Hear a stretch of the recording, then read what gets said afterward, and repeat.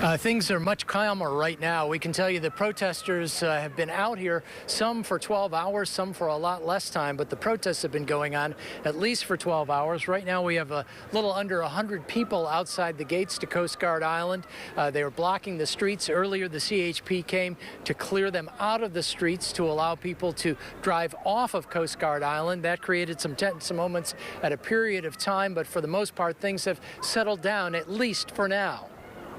Bay Area protesters opposed to any deployment of federal officers by the Trump administration converged outside Coast Guard Island early Thursday morning. I'm ashamed of this country. I'm ashamed of the people that permit ICE from gathering here right now and instituting their Trump-led terror on the United States. What started as a handful about 6 a.m. grew to some 200 by 8 a.m. Protesters blocked the road, preventing several Border Patrol vehicles from entering Coast Guard Island. That's when what had been peaceful ignited.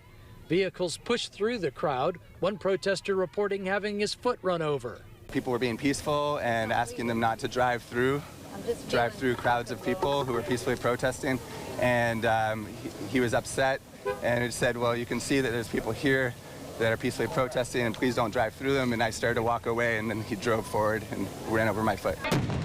During the encounter, federal officers also fired flashbang grenades, injuring another man. I obviously was shocked with whatever that Border Patrol had directly to my face. And I came just saying we're here in peace, and he didn't care. So there's nothing else to say than clearly he wanted to cause harm to me. Tensions cooled after that, and the crowd size diminished slightly. However, about 11:30, a lone protester pushed a TV crew's security guard to the ground, resulting in a bloody nose and a chipped tooth.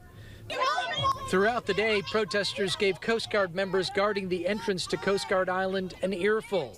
And early in the afternoon, the Highway Patrol arrived after being told firefighters responding to a 911 call could not access Coast Guard Island.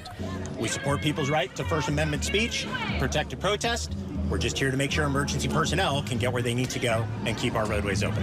The intensity level rose as approximately 75 CHP officers, most in riot gear, fanned out and moved protesters out of the intersection and onto the sidewalks, allowing vehicles to leave Coast Guard Island. One protester was detained during this activity, but by 4 p.m. the CHP left and remaining protesters moved back into the street.